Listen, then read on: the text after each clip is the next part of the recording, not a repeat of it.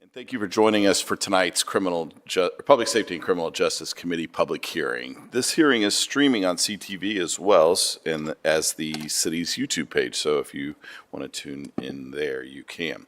Tonight we will be discussing potential amendments to the city code to address stunt driving, or also known as hooning, street racing, and street closures.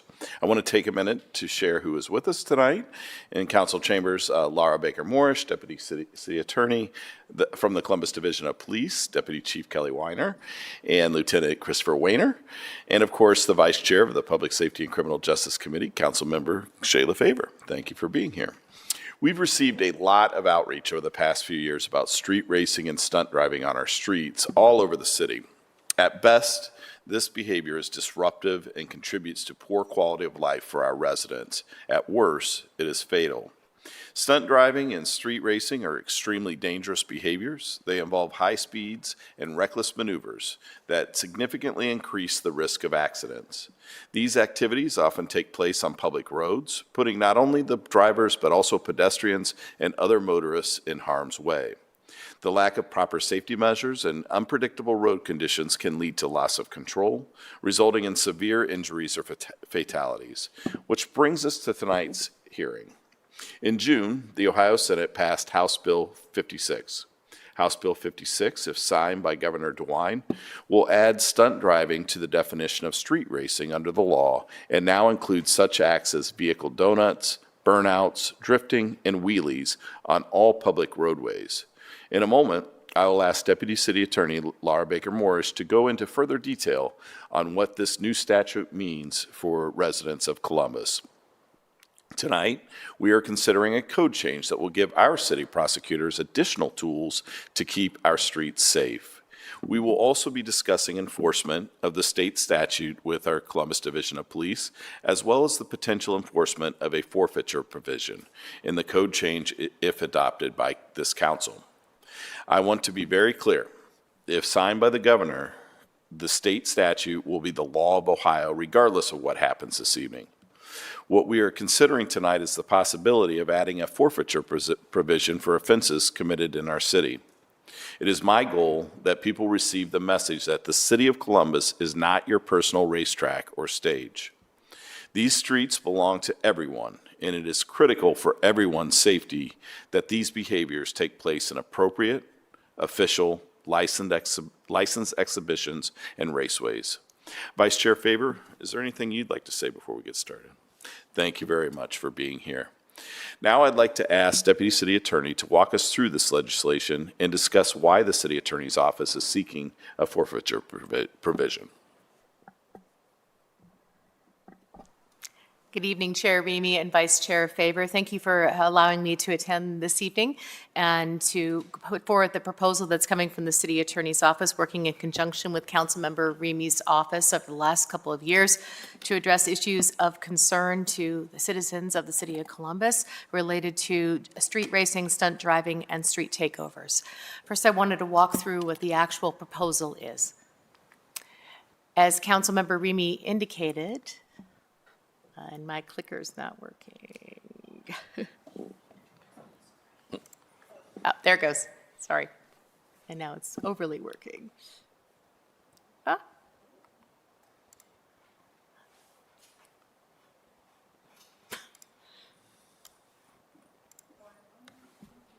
I guess I'm done.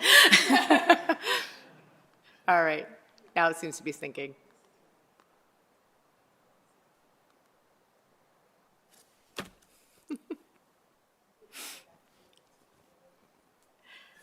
Well, while we're trying to get the tech to sync with my brain tonight, but the City Attorney's Office has been working with Councilmember Remy's office over the last couple of years to address the behaviors that we've all observed on the city streets of Columbus. And specifically, we're talking about the reckless driving that has invaded a number of our neighborhoods. Individuals who are doing burnouts or popping wheelies, or engaging in another number of variety of behaviors that are blocking the streets and endangering pedestrians and other drivers. So we had been discussing the possibility of addressing these behaviors as relates to reckless operation under the existing city code. And we had been looking at a number of other statutes in different states and in different cities to try and better define what that behavior might be. While we were having those conversations and those dialogues, the General Assembly introduced House Bill 56, specifically layering these same behaviors over the existing street racing provision of the Ohio Revised Code. Substitute House Bill 56, which was enacted by the General Assembly on June 26th of 2024, is on its way currently to Governor DeWine, as Chair Remy mentioned. And it amends Revised Code Section 4511.251 to add prohibitions pertaining to stunt driving and street closures to the existing laws prohibiting street racing. So I'm going to walk through a little bit about what that provision of the Revised Code will provide for. Specifically, it's going to prohibit any person from knowingly participating in stunt driving, which is defined as burnouts, donuts, drifting wheelies, or allowing passengers to ride partially or fully outside the vehicle on any public road, street, or highway or private property open to the public. The legislation also provides definitions of those various terms, so that it's clear to any driver what is expected of them and what is prohibited of them on the streets that are open to vehicular travel. It also prohibits a person from knowingly participating in a street takeover, and that's defined as the blocking or impeding of the regular flow of vehicle or pedestrian traffic for the purpose of street racing or stunt driving. In other words, we have individuals, and I know the Division of Police is here this evening to talk about the behaviors they've observed, but essentially this is where cars and pedestrians are specifically cordoning off the street and blocking the ability of individuals to travel through with their vehicles in order to engage in stunt driving or to engage in street racing. The ORC amendments also specifies that anyone who is, also specifies that these two new offenses are misdemeanors of the first degree with a possible driver's license suspension of 30 days to 3 years.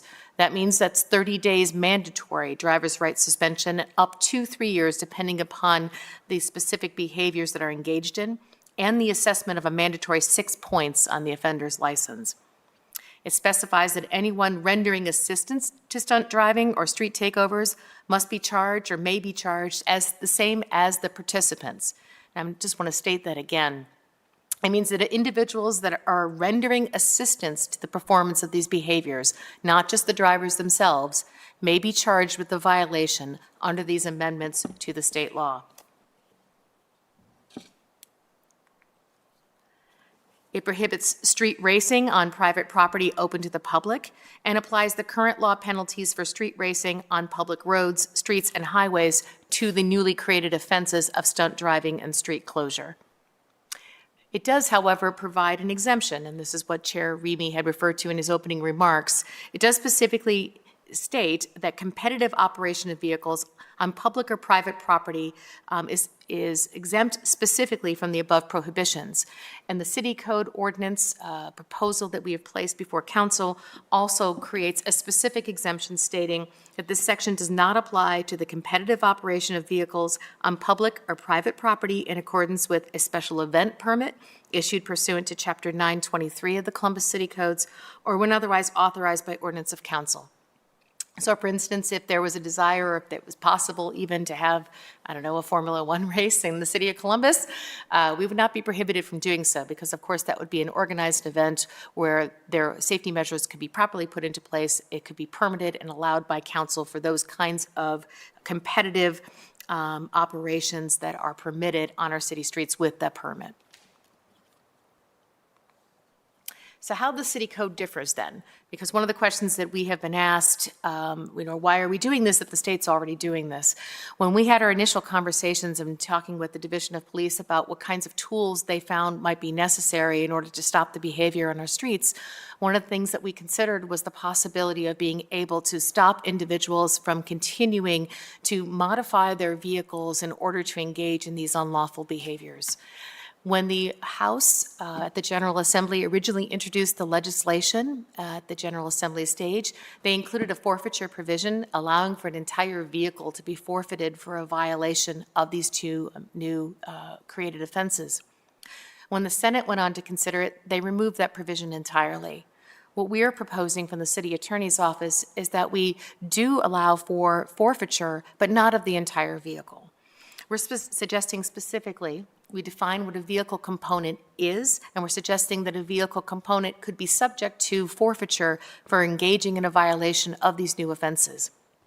A vehicle component is any motor vehicle part or accessory specifically adapted for use in street racing, stunt driving, or street takeover. Vehicle component includes, but is not limited to, steering wheels, wheels and tires, and mufflers. It authorizes forfeiture of these vehicle components when used in the commission of an offense. And just to be clear, this does not allow the Division of Police to immediately seize and then have forfeited these vehicle components. What it does instead is it gives an opportunity to prosecutors to make application to the court to have the court determine whether or not seizure and forfeiture would be appropriate for a particular set of circumstances and of a particular set of vehicle components. So I do want to make clear that this would be court action, that this ordinance would allow the city prosecutors to go into court and to seek. And there you have that. And now I'm at questions. I believe that's the end of my presentation, but I'll be here all evening to answer any questions that council might have. And thank you for your consideration. I want to talk about one part, the forfeiture, because I think, that's the headline in a lot of ways that the news will pick up on. But, I want to talk about those that when we're seeking forfeited parts, that have been specifically adapted. These things are technically not legal to begin with. And so hypothetically, could someone get a new, street legal car part to continue to use their vehicle for transportation, for instance? So yes, there's a couple components to your question. I'm going to try to answer them step by step. No pun intended there. First of all, it has to be specifically adapted for use in violating the offense. So the fact that someone may commit an act that is prohibited, such as having, a donuts, right? We've seen those happen in parking lots long before people adapted their vehicle components for that particular use. That in and of itself would not be sufficient for us to seek forfeiture of that particular vehicle component. It must have been adapted for that purpose and for that use. And when we talk about adapted, yes, the aftermarket parts are what we're often thinking about, but it could also be that you have a completely street legal part that you have at home done some adapting to. For instance, individuals who cut off part of their muffler or put holes in it in order to create a larger amount of emissions, or that may, do some at-home changing to their steering wheel or to their tires in order to make it more, to make the exhibition more conducive to stunt driving, okay? So we would have to demonstrate that and prove that, and it would have to be averred in the complaint that's filed with the court. Okay? The second thing is that while a number of those parts are completely lawful to purchase, a number of them are not lawful to be used on the streets. So they are specific parts that are able to be used in an exhibition, or they're able to be used in an actual race if you were in a race environment, but they wouldn't be lawful on the streets. There are other parts that people purchase for this use that are lawful on the streets, but they're using them to commit a violation. So it's going to be very fact-specific. It's going to be specifically tailored to the behaviors that we observed and how those parts were used. Thank you. Could you dig into a little bit more about this part of the state statute that addresses charging people who are rendering assistance? Like, give us some examples of what that might be potentially. Yeah. So while that is newly applied to these two newly created offenses, it already exists both in the state statute and in the city statute as relates to street racing. So the only thing that we're changing is, there's a technical change that we're moving it from the first paragraph to a later paragraph, which is why it is underlined as a new provision. But the language is exactly the same, but it's also now applying it to stunt driving and to street closure. So in order to charge individuals as if they were a driver, so they could also be subject to all the same penalties, you would have to demonstrate that they are rendering assistance. So what kinds of things could be rendering assistance? An argument could be made that if you are an individual who is on YouTube or who is on TikTok and is is marketing the fact that we're going to meet up this particular night in order to engage in street racing, that could be rendering assistance to street racing or to the street closure. If you're one of the vehicles that is actually blocking the street to allow other people to engage in stunt driving or to engage in street racing, that's definitely rendering assistance by engaging in the act of street closure. It would have to be more than simply watching, but it's definitely something that is, it doesn't have to be as much as driving yourself. And we know that there's kids involved, there's juveniles. And so when you think about, somebody that might be caught up in this charge, that sort of thing, what type of violation would this be and how would it affect their record? So as for a juvenile, they can still be charged with a violation of law. It's just that ultimately they are not found guilty, they're adjudicated delinquent. And so juveniles will be held accountable within the Court of Common Pleas, within juvenile court. And that would directly be up to the judge, magistrate actually in juvenile court, that would then determine what would be the most appropriate remedy for the behavior that they're exhibiting.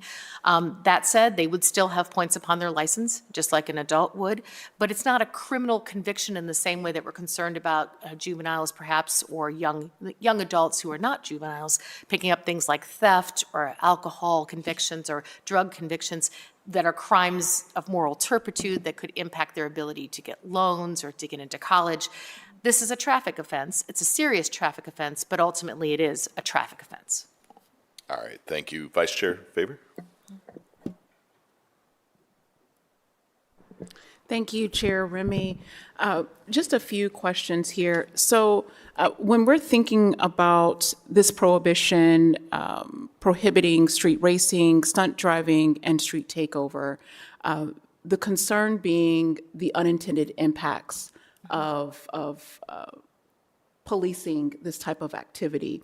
And so thinking about activities such as cruising, is there a difference between cruising and what would be defined as street racing or stunt driving or street takeover as it's being contemplated in the legislation? There is. Certainly, you can engage in cruising in a reckless manner, but the mere fact that you are cruising does not make your behavior reckless. And so, for instance, if you had an individual that wanted to demonstrate their vehicle and drive down the street and create some attention, that in and of itself does not constitute reckless operation. However, if they take that same vehicle and they're spinning their wheels, they're, if it's an ATV, they're on 2 wheels instead of on 4, it's a motorcycle, they're spinning it out, that behavior then would raise to the level of the stunt driving, and that would be prohibited by the ordinance. Thank you for that. Why do we feel that it's necessary to go a step further than the proposed state law? Yeah.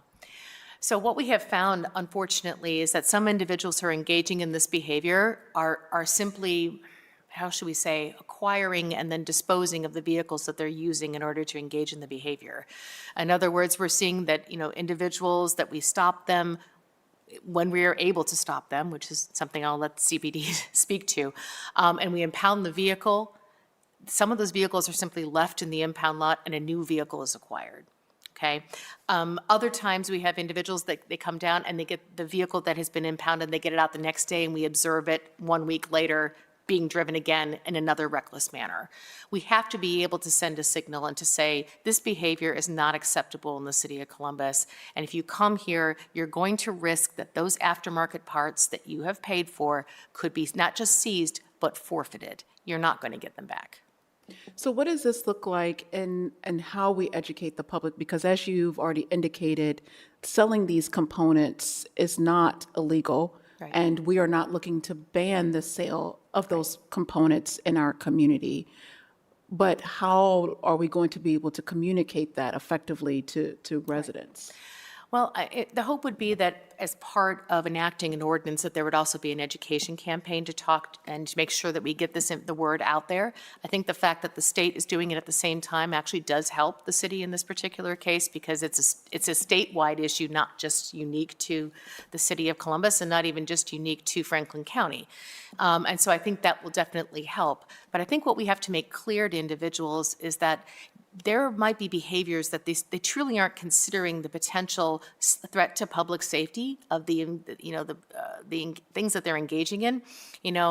When you think about, and everyone's had this experience out on I-270, you see cars that are racing one another. And I guess there might be the thought out there, well, as long as I know that I'm fully capable of controlling my vehicle, well, they haven't taken into consideration that there are other vehicles on the roadway that may overreact to the behaviors they're engaging in and thereby create a very dangerous situation. We have to get the word out that this is dangerous, that it is serious, and that if you choose to continue with this behavior, that you're looking at some very serious consequences. We have heard ad nauseum from residents this NASCAR driving that's happening in our neighborhoods. Yeah. I live on the Near East Side, and people are flying up and down our streets. Would that behavior be included in this provision as it's contemplated? It can be. It depends, again, on how that behavior is effectuated. So certainly the individuals that, and I live off of Riverside Drive, and there are people lining up at the stoplight right at the end of my driveway, and they're lining up and they're waiting, and it's like grease out there, right? I mean, that is definitely a violation of the street racing provision that already exists with these now enhanced penalties. And certainly it's going to depend on the individualized behavior, but it's definitely intended to get at the kind of behavior as you just described.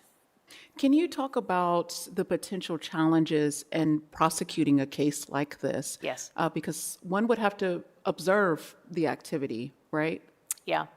So you have to have observance, you have to have the ability of law enforcement to stop them and issue the ticket. That's always a concern. But the thing about, particularly with street closures, necessarily everybody is stopped. And now this particular addition of these offenses being applied to also those individuals who assist in that, they're going to be able to be stopped and to be cited. And so, again, the hope is not to round up hundreds of people and bring them down to court. The hope is to get the word out that this behavior is not going to be tolerated so that it stops on its own. But at least we're giving law enforcement some additional tools in order to effectuate that. And then my last question, Chair, in the rendering assistance component of this, is there a difference between the charges for someone who would be rendering assistance versus someone who's actually conducting the activity? They are to be penalized as if they were the prime, as if they were the principal. But in terms of the behaviors, it's going to depend on what they are assisting with. So if they are assisting with street racing, it's going to have to be, we're going to have to demonstrate how whatever it is that they did assisted with the street racing or with the stunt driving or with the street closure. So in that sense, it'll be unique to whichever prohibition it is, but they could be charged equally as the drivers would be. So that's 6 points on their license. That's a potential suspension, a first-degree misdemeanor. Yes. Okay. Thank you, Chair. Thank you, Vice Chair. We appreciate your questions as well. But I think at this point, we're good to move forward with some comments from Lieutenant Weiner. Lieutenant? Chair Remy and Vice Chair Favor, thank you very much. Getting used to my microphone here. Thank you for having me. My name is Lieutenant Chris Weiner. I've been put in charge of Operation Burnout this year for the Columbus Division of Police, addressing these type of behaviors, the street takeovers, the stunt driving throughout the city of Columbus. This is not a new issue. It certainly has picked up recently, but as far back as 2 or 3 years ago, we've been addressing this through various operations, both formal and informal. We've had events and street takeovers take place all across the city, on the Near East Side, on the Far East Side, and also up by campus and Olentangy in that area as well. The issue, I think everything's already been laid out as far as the dangers posed by this, and I think Laura Baker-Morris brought up a very important point, which is everyone thinks that they're a really, really good driver, but that's not the case. So people who are driving recklessly in these manners and showing off to others just accentuates that and makes it even worse. if I'm doing a burnout or whatever, or a donut myself, that's not necessarily, I might not be as brazen as when I have 200 people watching me do it. And what we've seen is people quickly lose control of their vehicles and cause unintended consequences, unintended damage to civilians who are not even part of this, not even spectators, who are outside their cars watching it. We've had people hospitalized. We've had other critical injuries from people causing accidents engaging in this type of behavior. It's also been very regular. We've seen pretty consistently as the weather has gotten warmer that events like this are being advertised through social media and through word of mouth, so that as recently as June 22nd, a couple weeks ago, I was at an event. There was probably over 300 people participating. This was on all over the city, and unfortunately, with the current makeup of our abilities with enforcement for these type of situations, we're really just spreading them out. It's kind of like pushing the food around the plate a little bit. All right, we chase them off one place, and they go away, and then they go to the next spot. And then we have to chase them off that spot, and they go to the next spot. So it's this type of a provision that would give us a little more teeth and ability to address the behavior would certainly be helpful from an enforcement side, just to give us the opportunity to address. And again, the House bill has the spectator provision as far as the rendering assistance, but the forfeiture provision would also give us a little bit more teeth to say, this is unacceptable, anything you're involved in this, really discourage that and try to get some deterrence in the community to say, if you're just trying to have a good time, this is not how to do it. And I'm going to also ask Deputy Chief Weiner, if you have any comments that you'd like to make in regards to this before we move into questions. We just, like Lieutenant Weiner said, appreciate the ability to get the message out that this is dangerous activity, and we don't want to stop people from having a good time, but there are serious unintended consequences that can happen, and it is affecting all areas of the city. So we look forward to trying to put a lid on this. Thank you. Thank you. Talk a little bit about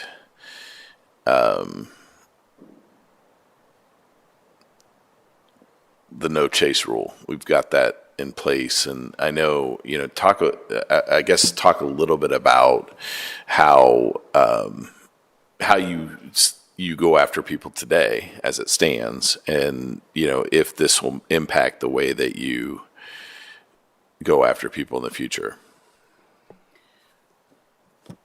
We don't have a no chase rule. I actually brought our policy with us. It's much more tailored to an immediate danger to human life that's greater than the potential danger of the pursuit for serious offenses that cause serious physical harm, or the attempted or threatened or actual infliction of serious physical harm. Yeah, pull it a little closer. Oh, sorry. That's okay. Did you get any of that? Yeah, it's Okay. just for public and everybody else. Yeah, thank you. Sure. So basically, our pursuit policy is more focused around serious physical harm. So I don't like the categorization that we have no chase policy, but yes, for a minor misdemeanor crime, we do not chase. But we're seeing some of these events where the potential to cause serious physical harm is occurring. So there may be an incident that we would be permitted to chase. And we do also have other methods of stopping vehicles not associated in a pursuit. Understood. Okay, thank you. Lieutenant Weiner, could you speak to how these exhibitions are being promoted? And, would you say their events are organized, or they are more spontaneous, I guess? Sure. I would definitely say this style of a meetup, a takeover event is very well publicized and very well organized.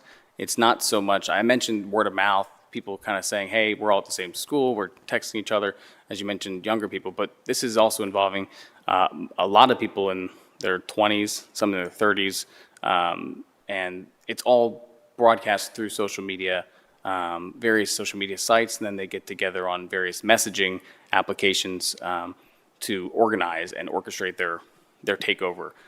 So it's not just a, hey, we'll meet up here and see what happens. It is, we're going to go to, for instance, the most recent one, the advertisement was, we're going to take over 15 intersections throughout the city, throughout the night. And they would put out, okay, we're now heading over to Refugee and No Bixby.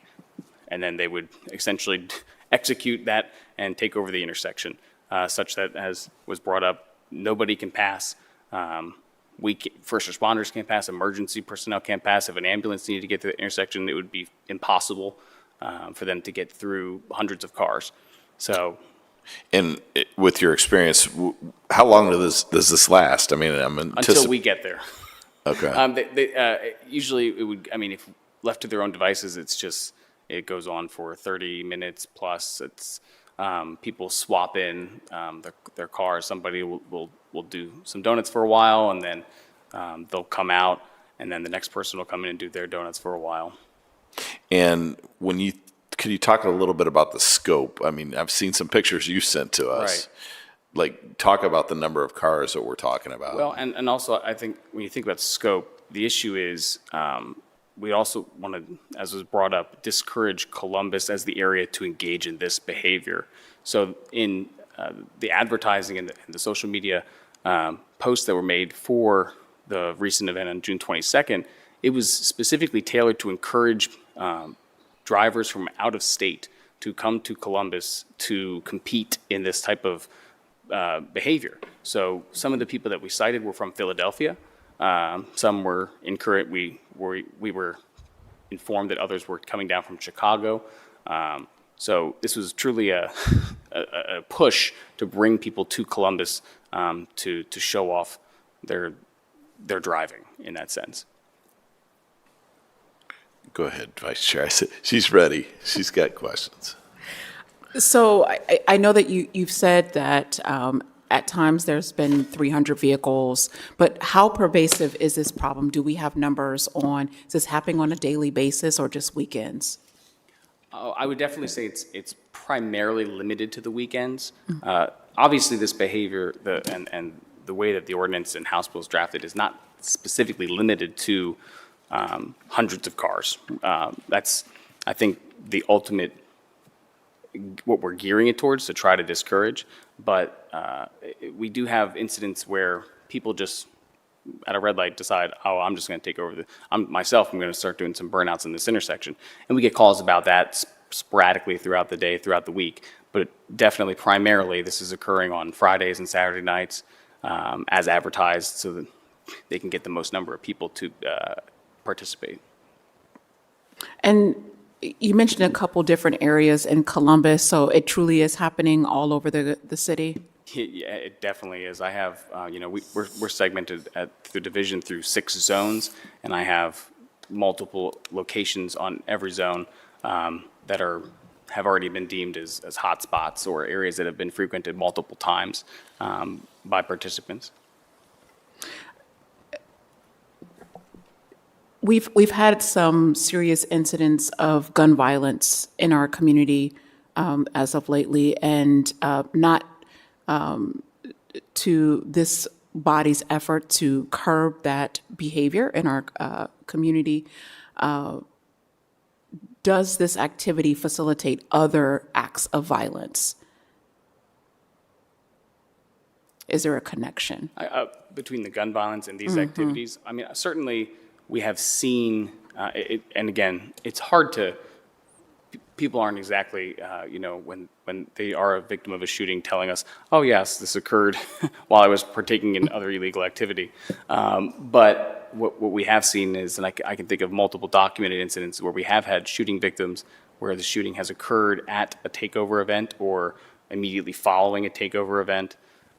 We obviously had a very high-profile incident last year over the summertime on Indianola where it was extremely destructive behavior by the takeover participants, initially doing the driving that we've talked about here, but also then jumping and damaging non-participant vehicles, and I believe assaulting those drivers. And then when the police got there, when CPD showed up, shots were fired at police officers and through the crowd as well. So we certainly have seen gunfire and various other, gun-related incidents.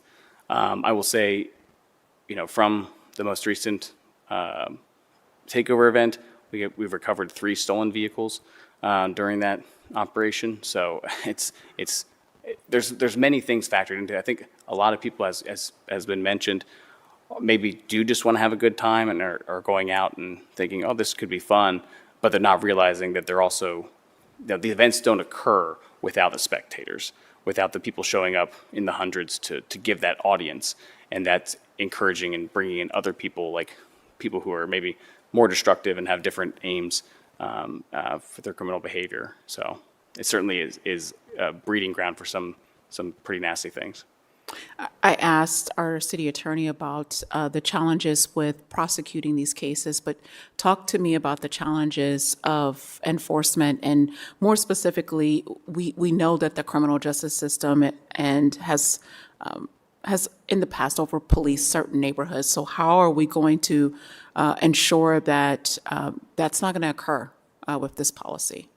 Sure, and to your, let me see, so to your second question there about over-policing, I think this is sort of a unique or differing kind of thing than even addressing policing other places, because we're not going into any specific neighborhood. We're not going and targeting any specific group of people doing this. What we're doing is responding. It's a truly reflexive approach, unfortunately, just because of how it's organized, is they're choosing to take over an intersection wherever, and that's where we're going. And like as mentioned, this is truly a citywide, countywide issue. So it would not, in my experience, disproportionately affect any given community because it's pretty widespread. And if you could repeat the first part of your question, the the challenges of enforcement. Sure. So obviously, you can imagine just yourself standing in front of a wall of 100 people. There's tactical challenges, and there's just logistical challenges with us addressing that many people at one time. So what we rely on is intelligence. We rely on other tools such as our aviation unit, the ability of I think some of the pictures that I did send out were taken from our helicopter during these operations, which shows the scope, but also they have the ability to follow vehicles, several of the vehicles that were cited, and some of the stolen vehicles that were, recovered were, as was talking about our pursuit policy, we don't want to chase a stolen vehicle if it's going to put the public at risk for somebody getting their car stolen. So the helicopter was able to follow those cars independent of a pursuit, keep us away, hopefully lower the speeds of those fleeing drivers, and then when they park the car or flee from the car, patrol can swoop in and try to get an apprehension. So it's sort of, we would like to address things head on, but that's very difficult. So it's sort of handling things from the periphery and doing what we can to address fleeing vehicles without putting the public in undue harm. And you all may not have the response to this question, but the City of Columbus launched Vision Zero, which is focused on ending crash-related fatalities and serious injuries in our community.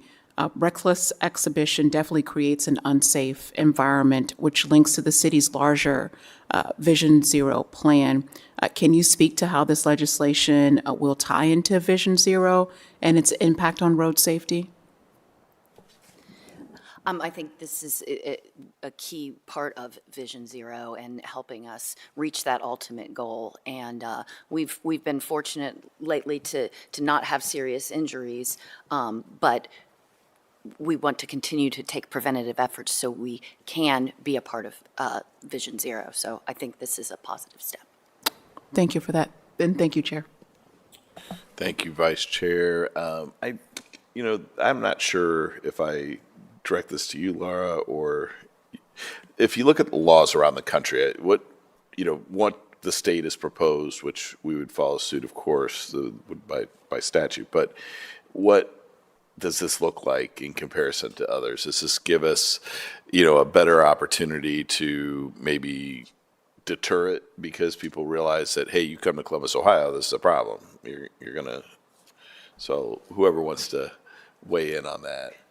You might have more specific information, but just from my, reading of the people who have contributed to the House bill and the witnesses to the House bill, which is made up of a lot of law enforcement personnel from across the state, I think that the House bill's provision for forfeiture rather would separate us and kind of maybe make us a little more unique and a little more help with deterring specifically cars from Columbus engaging this behavior, because it's not, as was said, was taken out of the House bill, even though it was approved by the House originally. So.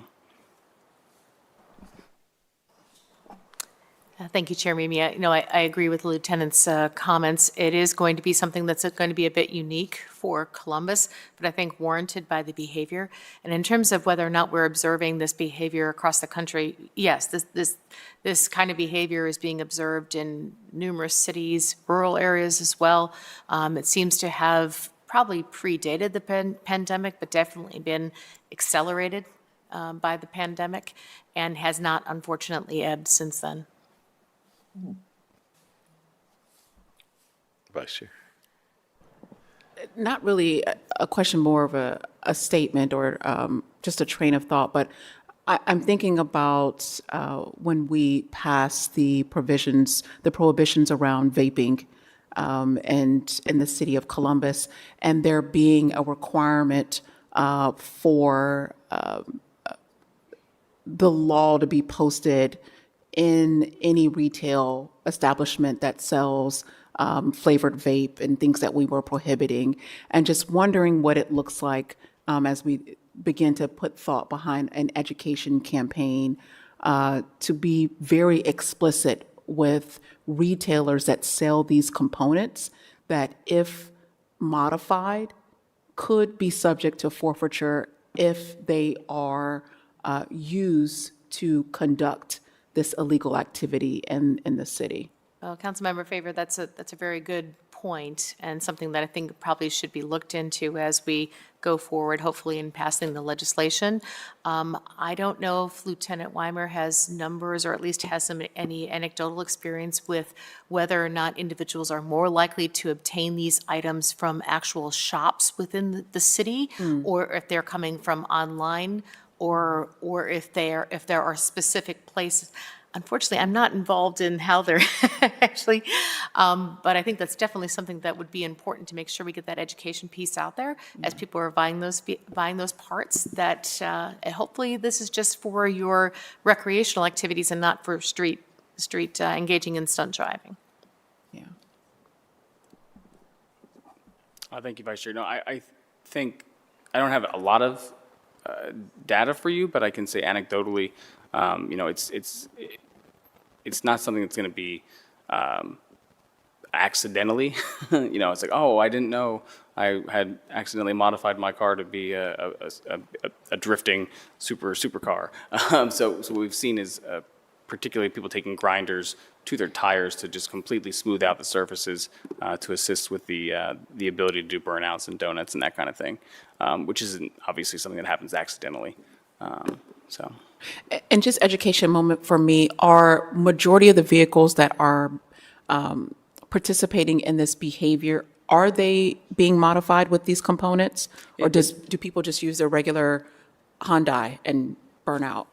It's hard to say, because as was mentioned with the difficulty of enforcement, the cars that are taking part in a lot of the burnouts, we're talking about pretty higher end, Chargers, Challengers, and those kind of things, and they're able to elude us if we do not have air support or something like that in place. So as far as actually impounding the vehicles that were doing the burnouts, and rather than just fleeing from the police when we are breaking up the event, we probably had more success with people who are just fleeing, who were spectators and weren't actually participating, but when the police show up, they take off at a high rate of speed and try to elude. We may be able to interdict them and apprehend them, but the people in those souped-up cars are, by and large, escaping. So we can, in the future, hopefully we can get more of them, and I could tell you if their cars have been modified in this manner. But just anecdotally seeing what we can see from the social media posts, you can see some of the tires have been ground down and in that nature. And just to be clear, if it is just a regular Hyundai, we're not looking to have that car seized, only if that car has been modified, if there are components that have helped to facilitate the criminal activity here. That's correct, and I just want to, just for our listeners' edification, so there's impoundment, there's seizure, and there's forfeiture. So if you have a regular Hyundai that engages in behavior that might violate the statute, that car can be impounded because it was used in the commission of an offense, but we couldn't have that car ultimately forfeited because it was not modified. Those parts were not modified for that purpose. However, if that car had modified parts that were used in order to commit the offense, then once we impounded it, we could then go into court to seek an order to continue to hold it under a seizure order rather than purely an impound in anticipation of seeking forfeiture. Perfect. Perfect. Thank you for clarifying that. Thank you. Thanks, Vice Chair. One more question for you, Deputy City Attorney. Is there like escalating consequences for first offense, second offense, third, that type of thing? There is not. It's something that the council could consider, but at the moment, we patterned ours based upon the state legislature, and they have not escalated for multiple violations. We would, however, reach a cap at some point, just to put that out there, because it's already a misdemeanor of the first degree. And so while we could, if the council chose, escalate to have mandatory jail time or mandatory fines or something along those lines, we can't make it a felony because we under home rule, don't have the authority to do that. And just back to you, both of you, have you seen repeat offenders in this circumstance? We have, as far as citing people multiple times, we have not had that opportunity. It has not been very common. However, as was mentioned before, and I don't think I said this exact point, the number of social media sites or the number, for instance, of Instagram accounts that are dedicated to organizing these is pretty staggering. I mean, I have a list that's growing and growing and growing. They're not just, it's not just somebody's account and then they're happen to be posting about this. No, it's the account is created and designed to advertise takeover events. So I think that's been is sort of a difference as well. I'm sorry. Okay. Well, Are people paying to do this? Or paying to watch, participate? I do not believe, I've not seen advertisement of that. Okay. There are certainly across the country legal pits, is what they're called, legal ways to do this, where people meet up and do kind of car shows. And those instances to deal with permitting and perhaps insurance and other safety things, I think that they do charge, but the events that we're having currently in Columbus are not paid events in that nature. okay. Well, thank you very much to Deputy City Attorney Laura Baker Morris, Deputy Chief Weiner, certainly Lieutenant Weiner. We appreciate the testimony this evening, and with that, I'm going to move into the public speaker portion of the agenda. I want to acknowledge that we have received 9 pieces of written testimony for this hearing, and those will be distributed to my colleagues. The first speaker to come before this committee is Joseph Purpura. And if I said that wrong, my apologies. Come on up to the podium. Once you get to the podium, please state your name, any organization you may be associated with, and you will have 3 minutes to give your testimony. Welcome to council. Thank you. My name's Joe Purpura. I live in downtown Columbus.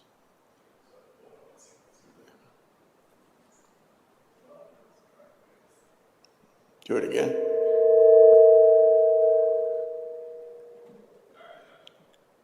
Again, my name is Joe Purpura. I live here in downtown Columbus. I'm here representing the condos that I live on down on 3rd Street and pretty much all the residents of downtown Columbus. Our biggest issue, well, there's a lot of concerns, but our one big concern is the homeless population in downtown Columbus.